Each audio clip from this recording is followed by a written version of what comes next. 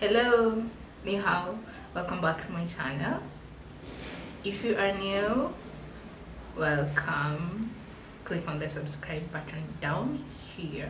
It is free to subscribe. Join my small YouTube family.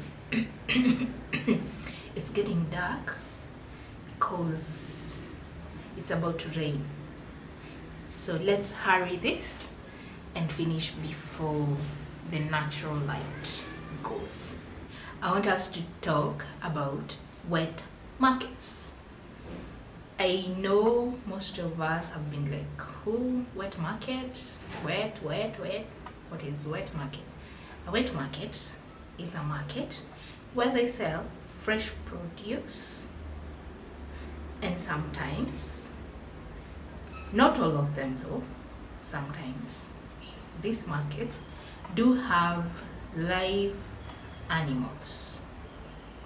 They could be rare or wild. Yes, it could be rare species of animals or wild animals. Good. So we've heard that COVID-19 spread from Wuhan's wet market. SARS also is reportedly as a result of a wet market in Guangdong. So this means that wet markets could be very dangerous. Do we have a wet market, like outside China? Yes, wet markets are there because from the description, it is any market that sells fresh produce, like vegetables, fish, meats, all types of meats, and in some cases, as we've said, wild animals or rare species of some animals. Good. So yes, we do have, even in Kenya, we have a wet market. Wherever they use a hose pipe or any type of water supply to clean the floors or the countertops, wherever there is water in a market, that is a wet market. Good. So the lighting is weird, right?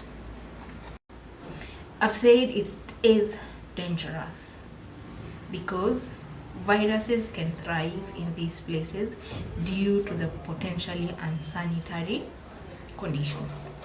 And I think that is one of the reasons why, if actually this virus came from the Wuhan wet market, it could be because of the not so clean environment. Yes.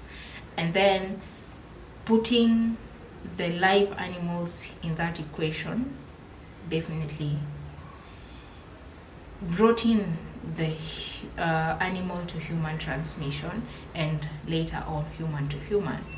So I feel like if we could all try and avoid having live animals and those weird species of whatever animals that are there, we could avoid future viruses that come from these wet markets. Good. Yeah, and not to confuse that all wet markets are just like petri dishes for viruses.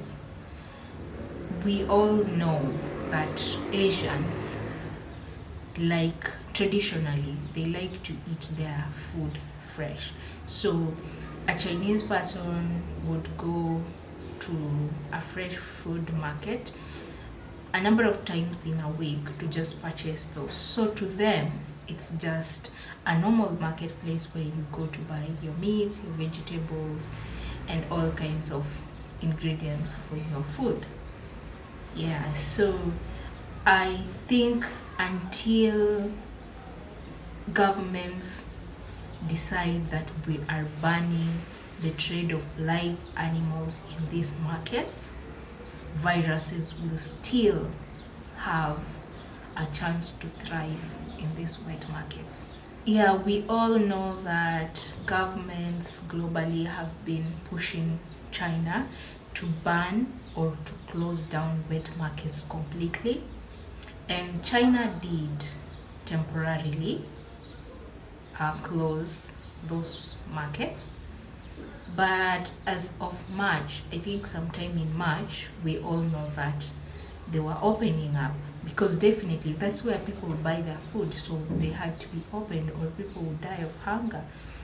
So it is a challenge, I believe, for example, WHO to require China to close all its wet markets completely and ban wet markets, because generally that is where food for some people comes from.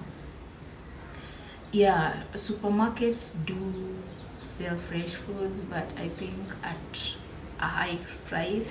So most people would prefer to go to these markets to buy cheaply available produce. And therefore, it might not be an easy task to ask people to completely close these markets down. I hope I'm making sense. What I actually wanted to say is for the global community to come out and pressurize China to just ban the trading of live animals, rare species especially. I have had a one-on-one experience with someone who was in possession of a pangolin scales, I believe, yeah, the parts of pangolin. I think it was scales, yes. There was a lady in court who had been arrested having traveled from Zimbabwe going to China, and they were transiting in Kenya, and she was arrested at the JKIA because of being in possession of these things and other stuff, like I think pieces of ivory. Yeah, she had ivory, I think pangolin scales, and I can't remember the other thing. But all those were just weird stuff that you question, like why would somebody be carrying those things in their luggage? Even though the lady claimed that probably her luggage had been exchanged at some point, she said she didn't have those things. I understand, because she might have just been somebody who was being used by someone. You see, these cartels and yeah, the people dealing in those things, they probably just used her. She might have been paid a certain amount of money and was told, yeah, go with this luggage. Or she was just given a boarding pass and told, hey, you have your luggage, this and this has been done, you just fly to China. You have luggage, these are your luggage tags, just go. Reason why I always tell anybody I know who's traveling to just be watchful of their luggage. Make sure you are the one checking in your luggage. Make sure you have the right tags to your luggage. Make sure at on arrival at the airport, you have your tags, and you make sure that you check the luggage you are offloading from the luggage truck. That, I don't know what it's called, yeah, the thing that normally goes round and round as you remove your luggages. Yep, so that is it. Yeah, so that was just my thoughts on this thing, and trying to understand and give you guys a clue of what wet markets are. If you didn't know, now you know, thanks to Tossie's sharing. Anyways, yeah, I really hope that coronavirus disease will now push people to be more watchful of what they do, where they buy their foods, how they interact with wild animals. And I hope governments will surely come together to ban the trade of live animals, wild animals especially, and the rare species of those animals. Yeah, I think that's it from me. Thank you for watching this far. If you did like the video, give it a thumbs up. It helps YouTube to recommend it to others. And yeah, see you next time. Goodbye.